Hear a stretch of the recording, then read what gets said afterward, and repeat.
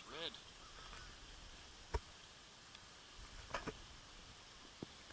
Alrighty, so today, quite obviously, I'm at another mill, and unfortunately I have momentarily blanked as to what the name of the mill is. But this mill does not have parking, it seems, so be aware of that. I guess you could have parked across the street. This is the right one, right?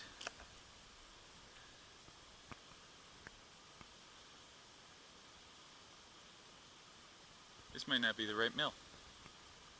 Barrington Wool Mill.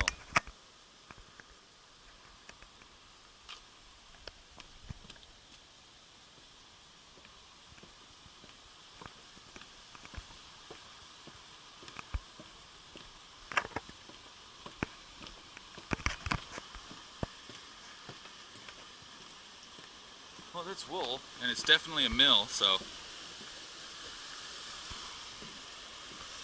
I've always loved the sound of water.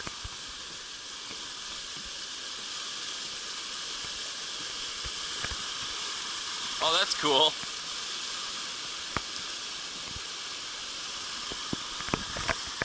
Interesting, there's a few different ways for the water to flow out as opposed to just one. And I can't help but notice the water is red. I might ask them about that. Yeah, see how the rocks, it's red. It looks really nasty.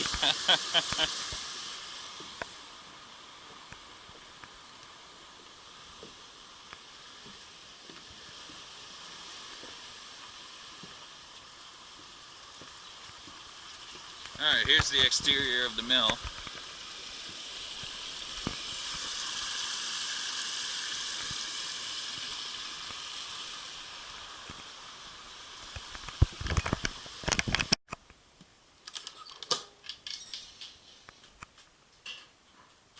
Hello.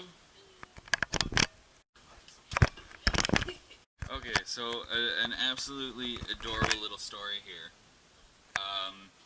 One of the women who worked here was proposed to, and to make sure the diamond was real, because diamond cuts glass, she scratched her name and her fiance's name into the glass. So it's just one of those really adorable stories that you wouldn't normally hear about.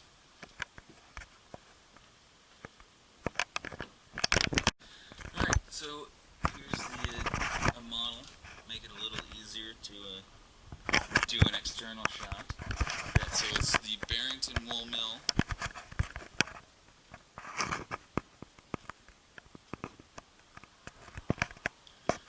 And I've got to say, this place is a lot cooler than the carding mill in Bridgewater. They have a horizontal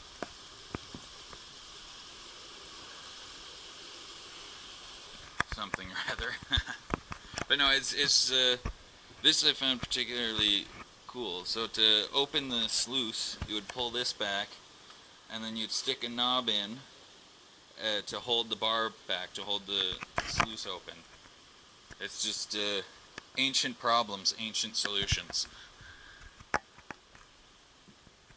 But definitely one of the really cool things here is just this sheer size of this mural and just the way it's made. So not paint, somebody actually had to stitch every bit of it.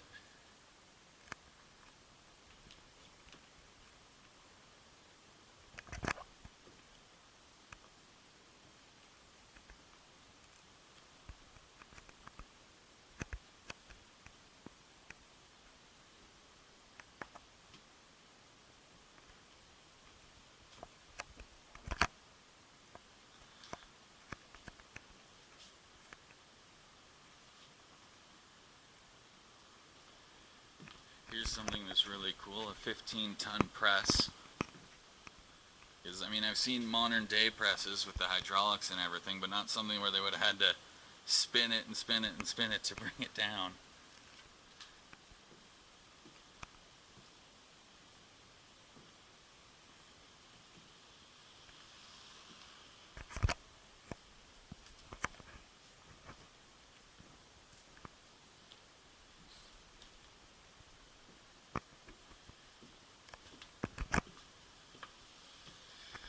one thing that's really cool is this mill is still partially operational in that local people will bring in their sheep's wool and then they can dye it here. But here they actually have the setup for cleaning it and weighing it.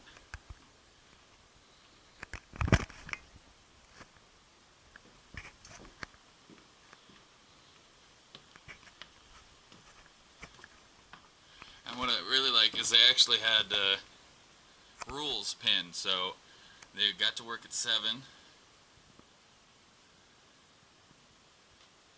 Wow, they worked all the way till 12 a.m.? That can't be right. Oh, okay, 7 a.m. to 12 a.m. or 1 p.m. to 6:15 p.m.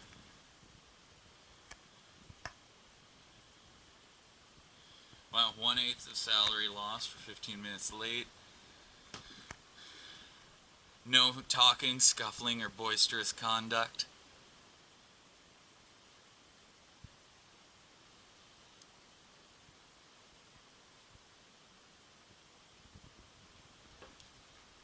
That's actually really cool. And people have carved their names into a lot of places here. But yeah, and here's the real. If you come here, make sure you see the video. It's 3 minutes long. It was actually shot in 1950, demonstrating how everything works, and it's really impressive. Because imagine having to use these things to card it by hand versus just throwing it into all this machinery and getting it done so much easier.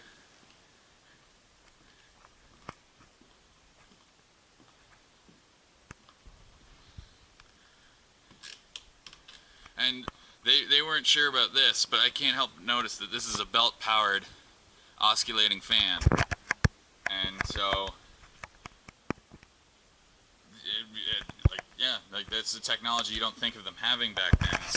Today we're all so needy and mopey that we have to have air conditioning and fans at all times. But the fact that they might have thought of that way back when is really cool.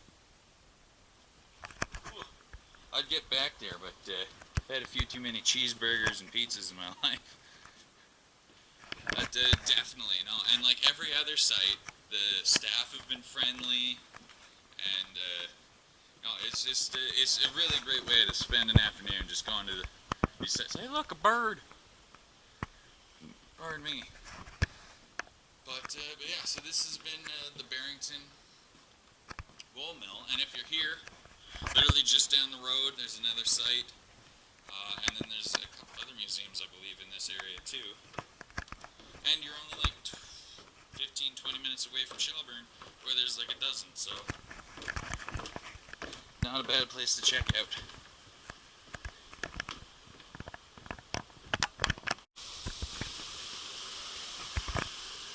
Okay, so if you'll remember, the wheel at the Wile Mill was vertical and water got dropped into it. Here it's horizontal, so the water hits it and then it would rotate in a circle like that. Am I right? Do you know why the water's red?